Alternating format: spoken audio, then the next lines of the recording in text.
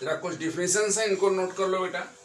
पहला शुरू में बता रहे हैं कैची इंटीग्रल थ्योरम। एक कैची इंटीग्रल थ्योरम क्या है? If F Z is an analytic function and F dash Z is continuous at each point within and on a simple closed curve C, then integration of fz dz equal to 0। यानी कोई एक close curve होना चाहिए। Close curve होता है तो integration में यहां एक सर्किल बनाते हैं और नीचे कर्व का नाम लिखते हैं।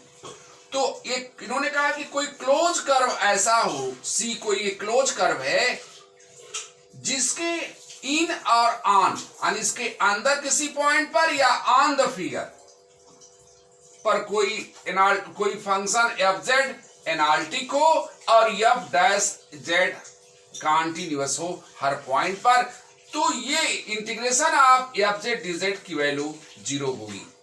यानी F Z D Z integration of F Z D Z की वैल्यू 0 होगी।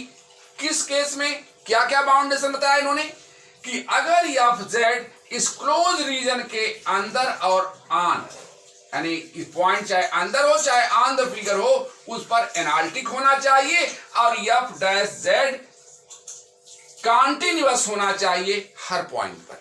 अगर एक कंडीशन फॉलो होती है तो इस इंटीग्रेशन की वैल्यू 0 होगी। यह हमें याद रखना है। नेक्स्ट पॉइंट है एक्सटेंशन ऑफ कैचीज थ्योरम। इसको कुछ और बढ़ाकर बताया गया। इसमें कहा है इन्होंने कि if F Z is analytic in the region R between two simple close curve C1 and C2, then integration of F Z along C1 dz is equal to integration of fz along C2 dz, where integral along each curve is taken in anti-clockwise direction।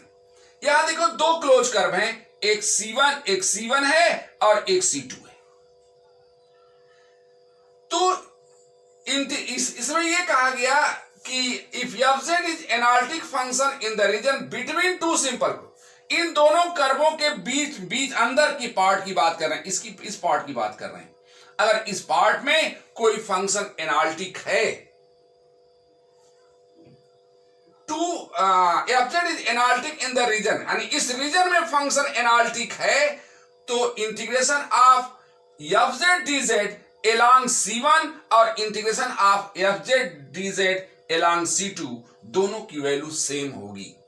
ध्यान देना इस बात पर कि ये दो close curve हैं, C1 और दूसरा C2, दोनों के बीच का जो रीजन है, इस रीजन में अगर कोई फंक्शन एनालिटिक है तो उस फंक्शन के इंटीग्रेशन की वैल्यू along C1 और along C2 इक्वल होती है। और तीसरा पॉइंट कि if a close curve C, एक क्लोज कर्व C है, contain non-intersecting closed curves C1, C2, C3 Cn। एक क्लोज कर्व C के अंदर C1, C2, C3 Cn छोटे छोटे और क्लोज कर्व हैं, तो इंटीग्रेशन ऑफ fz dz की वैल्यू इनके along C, इनके अलग अलग छोटे छोटे जो कर्व हैं उनके integration of fz dz along C1 plus integration of fz dz along C2 plus fz dz along Cn। तो ये तीन थ्योरम हैं, इसी पर हम पहले क्वेश्चन कराएंगे। इसमें ध्यान देना है कि ये तीनों चीजें बहुत ही इंपॉर्टेंट हैं। यानी अगर कर्व के अंदर और ऑन द फिगर कोई फंक्शन एनालिटिक है और एफ डैश जेड कॉन्टिन्यूअस है, तो इंटीग्रेशन की वैल्यू इस कर्व के अलॉन्ग 0 होती है। और दूसरा पॉइंट, अगर दो कर्वों के बीच के रीजन में कोई फंक्शन एनालिटिक है तो उनके इंटीग्रेशन की वैल्यू उन अलग अलग कर्वों के अलॉन्ग इक्वल होती है। और तीसरा पॉइंट, अगर एक क्लोज कर्व के अंदर कई छोटे छोटे क्लोज कर्व हों तो integration along C is equal to integration along C1 plus integration along C2 plus integration along Cn। Cauchy integral formula: if fz is analytic within and on a closed curve C and A is any point within C, यानी सी कोई close curve है और F Z analytic function है within and on, and small A B any point within C, और उस curve के अंदर जैसे एक क्लोज कर्व है सी और इसके अंदर एक पॉइंट है ए। एफ जेड एक ऐसा फंक्शन है जो इसका क्लोज कर्व के अंदर और क्लोज कर्व पर एनालिटिक है। तो ये कंडीशन इन्होंने बताया कि F A is equal to 1/2 pi I integration of F Z upon Z minus A D Z, या इसको हम इधर ट्रांसफर करते हैं, इसको लिख सकते हैं integration of F Z upon Z minus A D Z equal to 2 pi I F A. Next, Cauchy integral formula for the derivative of an analytic function. If a function fz is analytic in region D, then its derivative at any point z equal to a of D is also analytic in D and is given by f dash a equal to 1/2 pi I integration of fz upon z minus a का whole square dz, या इसको इधर transfer करके इस equality को हम ऐसे भी लिख सकते हैं integration of F Z upon Z minus A का whole square D Z is equal to 2 pi I F dash A. इसी को अगर हम ये तो फर्स्ट डेरिवेटिव का है, इसी को थोड़ा जनरलाइज कर दें, एनथ डेरिवेटिव बात करें तो integration of F Z upon Z minus A to power N plus 1 D Z is equal to 2 pi I F nth derivative A. इस तरह हमने देखो 6 चीजें बता चुके हैं, 6 पॉइंट बताए। इसके पहले हमने कहा था, बताया है कैची इंटीग्रल थ्योरम। उसमें यह कहा गया था कि कोई किसी क्लोज कर्व, अगर सी कोई क्लोज कर्व है और एफ जेड कोई फंक्शन है जो कि इस क्लोज कर्व के अंदर या कर्व पर एनालिटिक है और एफ डैश जेड कॉन्टिन्यूअस हो, तो integration of F Z D Z equal to 0 होता है। एक कैची थ्योरम में हमने बताया था, और उसी का एक्सटेंशन में हमने कहा कि if C1 and C2 are two closed curves and fz is any function which is analytic in between C1 and C2, then integration of fz dz along C1 is equal to integration of fz dz along C2। और उसी में एक third point और मैंने note कराया कि if C be any closed curve and C1, C2, Ct, C3 dot Cn are closed curves within C, then integration of fz dz along C is equal to integration of fz dz along C1 plus integration of fz dz along C2 plus dot fz dz along C1। 3 point हमने उधर वो बताया और 3 point ये फिर मैंने बताया। इसमें है कैची इंटीग्रल फार्मूला, वो कैची इंटीग्रल थ्योरम था, एक कैची इंटीग्रल फार्मूला, थोड़ा सा डिफरेंस है केवल। इसमें कहा गया कि अगर कोई क्लोज कर्व सी है, उसमें कोई पॉइंट ए है और एफ जेड एक ऐसा फंक्शन है जो कि क्लोज कर्व सी के within and on analytic हो, तो integration of F Z upon Z minus A D Z की value 2 pi I F A के इक्वल होती है, या ऐसे लिखा जाता है। इसी कैची इंटीग्रल फार्मूला का डेरिवेटिव में भी एक फार्मूला दिया गया। उसमें कहा गया कि अगर कोई क्लोज रीजन डी है तो और जेड इक्वल टू ए कोई एक पॉइंट है, तो integration of F Z upon Z minus A का whole square D Z is equal to लिख सकते हैं 2 पाई आई एफ डैश ए। ऐसे भी लिखा गया है, इसको जरा हम ट्रांसफर करके ऐसे लिख सकते हैं। जनरली यूज हम इसी फॉर्म में का करेंगे, और इसी का जनरलाइज फॉर्म कर दिया गया। जैसे फर्स्ट डेरिवेटिव था, अगर n डेरिवेटिव कर दिया जाए तो ये हो जाएगा integration of F Z upon Z minus A to power N plus 1 D Z equal to 2 pi I F nth derivative of A. तो ये 6 पॉइंट हमको याद रखने हैं, इसी पर हम क्वेश्चन कराने जा रहे हैं। आप जरा क्वेश्चन देखो बेटा, जो हमने स्टेटमेंट बताए हैं, जो थ्योरम और फार्मूले को हमने नोट कराए हैं, उसमें क्वेश्चन कराने जा रहे हैं। Evaluate integration of 2z square plus 5 upon z plus 2 का whole cube z square plus 4dz, where C is the square with vertices at 1 plus I, 2 plus I, 2 plus 2I, 1 plus 2I. हम पहले जो हमारा reason दिया गया है square, जो versus उनके गिवन है, उसके अकॉर्डिंग हम पहले रीजन फॉर्म पे बनाकर दिखा रहे हैं. देखो बेटा, ये कॉम्प्लेक्स नंबर है, इसको अगर कोऑर्डिनेट लिखना चाहे तो रियल पार्ट 1, इमेजिनरी पार्ट 1, तो 1 1 हो गया, ये हमने लॉट किया ए को. ए इसका कोऑर्डिनेट लिखेंगे 2, 1, क्योंकि यहाँ रियल पार्ट 2 है, इमेजिनरी पार्ट 1 है, तो ये बी हमने 2 1 लिख दिया. इसका रियल पार्ट 2, इमेजिनरी पार्ट 2, तो इसका कोऑर्डिनेट हो गया 2 2. इसका रियल पार्ट 1, इमेजिनरी पार्ट 2, इसका कोऑर्डिनेट हो गया 1 2. तो ए बी सी डी हमने चारों पॉइंट अलॉट कर लिया और उनको ज्वाइंट कर दिया, तो ये स्क्वायर बन गया. एफजेड गिवन था 2z square plus 5 upon z plus 2 का whole cube into z square plus 4. हमने लिखा है सिमिलरिटीज आर गिवन बाई, ये एफजेड है, इसका सिमिलरिटीज का मतलब वह z की वह वैल्यू जिस पर ये फंक्शन एनालिटिक नहीं है. तो अगर ये डिनोमिनेटर 0 हो जाएगा तो ये फंक्शन एनालिटिक नहीं रह जाएगा. तो उसी पॉइंट को सिमिलरिटीज कहा जाता है जिस पर फंक्शन एनालिटिक नहीं है. तो इस फंक्शन को देखकर हम ये कह सकते हैं कि उस केस में जब z प्लस 2 का whole cube into z square plus 4 equal to 0 हो जाएगा तो ये फंक्शन एनालिटिक नहीं रह जाएगा. तो सिमिलरिटीज कौन कौन हुई, वो पॉइंट कौन कौन हुए जब ये एनालिटिक नहीं रह जाएगा. z अगर ये 0 हो गया तो भी, ये 0 हो गया तो भी. तो z प्लस 2 का whole cube into z square plus 4 equal to 0 है. तो ये 0 होगा कब, जब z की वैल्यू -2 हो जाए. और ये 0 कब होगा, जब z की वैल्यू +2i या -2i हो जाए. तो 3 पॉइंट मिले, तो 3 पॉइंट हमने इसलिए लिख दिया पावर 3 है, 3 वैल्यू आ रही है, तीनों वैल्यू सेम है. अगर डिफरेंट डिफरेंट आती तो डिफरेंट डिफरेंट वैल्यू होती, लेकिन 3 पॉइंट हैं सिमिलरिटीज के, -2, +2i और -2i. अगर ये तीनों पॉइंट हम देखें तो इन तीनों पॉइंट को पुट करने पर ये फंक्शन एनालिटिक नहीं रह जाएगा.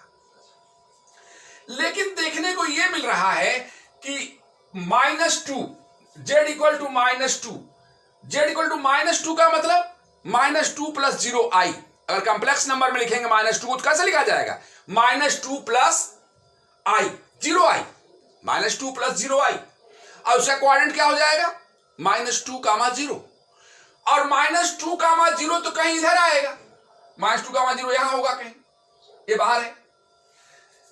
अगर हम इसको देखें 2i को देखें, z इक्वल टू 2i है, इसको कैसे लिखेंगे कॉम्प्लेक्स नंबर में, 2i केवल लिखना है तो 0 प्लस 2i कर सकते हैं. इसका रियल पार्ट 0 है और इमेजिनरी पार्ट 2 है, तो कोऑर्डिनेट क्या हो गया 0, 2. तो 0, 2 कहां होगा, यहां देखो इस पॉइंट पर होगा 0, 2. और ये z इक्वल टू -2i है, तो इसका मतलब कि इसे लिखेंगे 0 -2i और इसका कोऑर्डिनेट 0, -2 हुआ, जो कि नीचे हो जाएगा. तो तीनों पॉइंट, एक यहां हो रहा है, एक यहां हो रहा है, एक यहां हो रहा है. तीनों पॉइंट हमारे रीजन में, न तो रीजन में है और न तो ऑन द रीजन है. इसका मतलब यही पॉइंट सिमिलरिटीज के हैं और ये तीनों पॉइंट रीजन के हमारे बाहर हैं. तो ये फंक्शन जो गिवन है, z equal to z square plus 5 upon z plus 2 का whole cube upon into z square plus 4, ये एनालिटिक होगा इस रीजन में. रीजन में एनालिटिक होगा, ऑन द पॉइंट भी होगा, क्योंकि ये कोई भी जो सिमिलरिटीज के पॉइंट हैं वो रीजन इन और ऑन नहीं है. तो ये फंक्शन एनालिटिक है. f डैश z कॉन्टिन्यूअस होगा. इसलिए बाई कैसी थ्योरम के अकॉर्डिंग हम ये लिख सकते हैं कि fz dz की वैल्यू 0 होगी, और fz की वैल्यू रख दिया, दिस इज इक्वल टू 0. ये हो गया हमारा एक 4th क्वेश्चन. इसमें यूज किया गया कौन, कैची थ्योरम. नेक्स्ट क्वेश्चन देखो बेटा, verify Cauchy theorem by integrating e to power i z along the boundary of the triangle with the vertices at the points A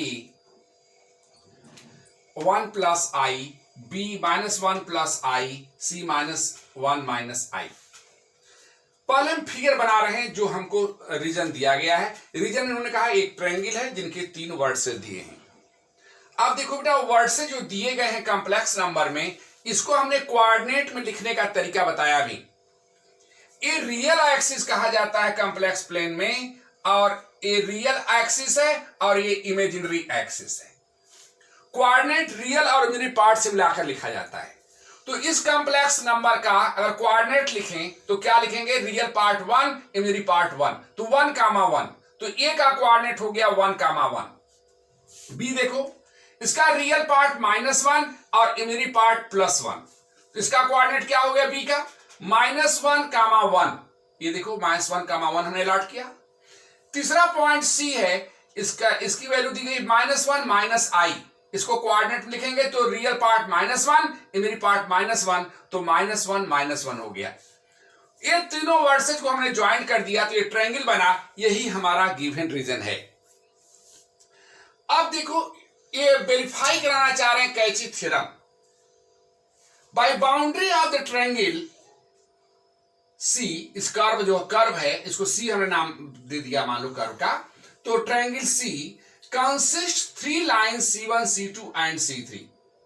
एक जो कर्व हमारा बना है वो 3 लाइनों की ज्वाइंट करने पर बन रहा है। क्लोज कर्व की बात हो रही है।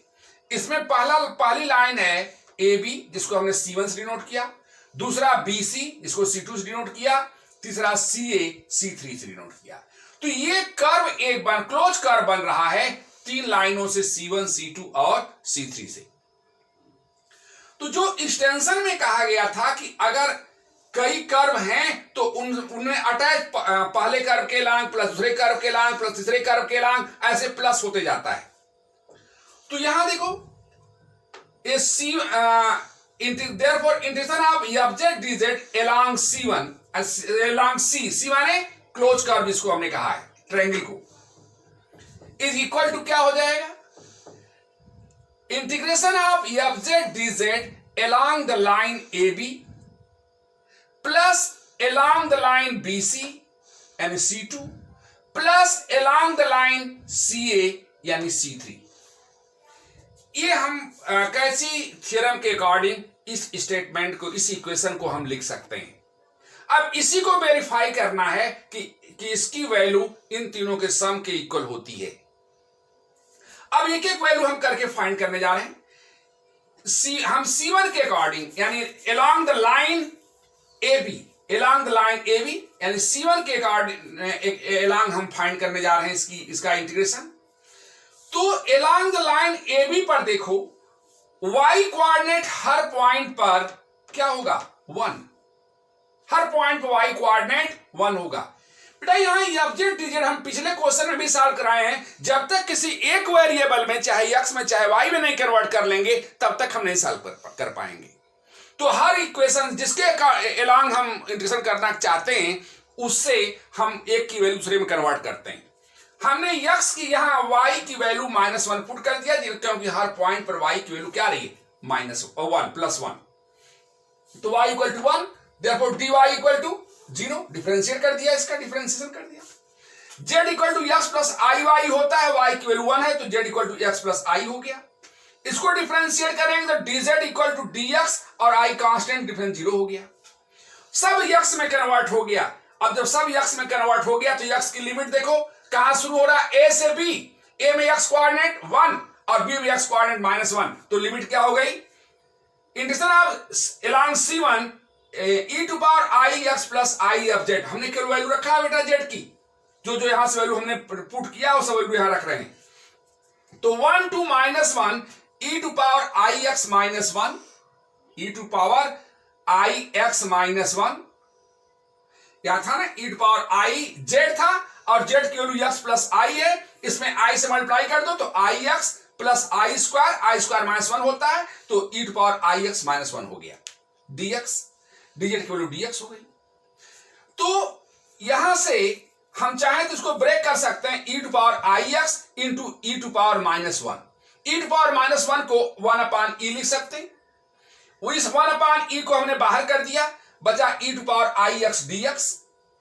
और e to power I X का integration e to power I X upon I, e to power 2x का e टू पावर 2x अपान 2 होता है उसी का आगे, और लिमिट 1 से -1 हमने लिमिट रख दिया। अब इस i को बेटा हमने बाहर कर दिया 1 अपान आई, और e को e के पावर में लिख दे रहे हैं। यहां देखो जब -1 लिखोगे अपर लिमिट तो क्या होगा e टू पावर -i, और इस e को जो अपान में था इसको भी अंदर कर दिया, e टू पावर -i -1 हो गया, बीच में माइनस लगता है।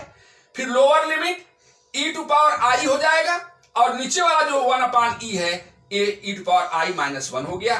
तो ये C1 के एलांग इसका इंटीग्रेशन हुआ, जिसको हमने इक्वेशन नंबर 2 देकर छोड़ दिया। इसी तरह एलांग BC की बात हम कर रहे हैं। एलांग BC जब हम बात कर रहे हैं तो इसमें इसके हर पॉइंट पर x की वैल्यू -1 है। हर पॉइंट पर जहां भी देखोगे x वैल्यू क्या मिलेगी -1। तो एलांग BC यानी C2 के along we have x equal to -1, और डिफरेंशिएट करेंगे dx इक्वल टू 0 हो गया। dz इक्वल टू होता है x प्लस आई वाई, और x -1 है तो -1 प्लस आई वाई हो गया। dz इक्वल टू इसको डिफरेंशिएट करो, -1 का डिफरेंस 0 और प्लस आई dy हो गया। अब वैल्यू पुट करो बेटा, हमारा फंक्शन क्या e to power I Z, e to power i, और z की वैल्यू क्या है देखो पुट करो, -1 प्लस आई वाई ये हमने लिख दिया, और dz की वैल्यू i dy थी, i dy लिख दिया, i को बाहर किया तो e टू पावर i को मल्टीप्लाई करो अंदर, -i plus I square Y, I square की वैल्यू -1 तो e to power -i -y हो गया dy इक्वल टू, अब इसको इंटीग्रेट कर रहे हैं। यहां देखो बेटा e टू पावर, यहां i बाहर है पहले से, और e टू पावर -i को फिर हमने बाहर कर लिया, यहां बचा e टू पावर -y, और इसका integration e to power -y upon -1, और लिमिट 1 टू -1। अब लिमिट रख रहे हैं, i को हम -i है यहां, ये -i, ये माइनस यहां से लेकर के -i कर लिया, e को हमने अंदर कर दिया, e to power -i plus 1 minus e to power -1 -i हमने अंदर कर दिया है, इसको इंटीग्रेट करके लिमिट रख करके। अब i से ऊपर नीचे मल्टीप्लाई कर दे तो i स्क्वायर ऊपर हो जाएगा, जिसकी वैल्यू -1 हो जाएगी, माइनस प्लस हो जाएगा तो 1 अपान i हो गया, e to power -i plus 1 minus e to power -1 -i, ये इसका इंटीग्रेशन हुआ। एक पार्ट और है, अब along the curve C देखो बेटा, यानी C3 C to A, CA along C3 बात हम कर रहे हैं। इसमें देखो एक लाइन जा रही है जो 45 डिग्री पर, तो वहां y और उस लाइन की इक्वेशन क्या हो जाएगी, y इक्वल टू x, अगर डिफरेंशिएट करें दोनों साइड तो dy equal to dx, z equal to x plus I Y होता है, और y x है तो z equal to x plus I X हो गया, x को कॉमन करें तो 1 प्लस आई एक्स हो गया, dz equal to 1 plus I dx हो गया। तो integration of C3 e to power i z dz value put कर लो बेटा, -1 टू, अब लिमिट देखो x कहां है, x लिमिट देखो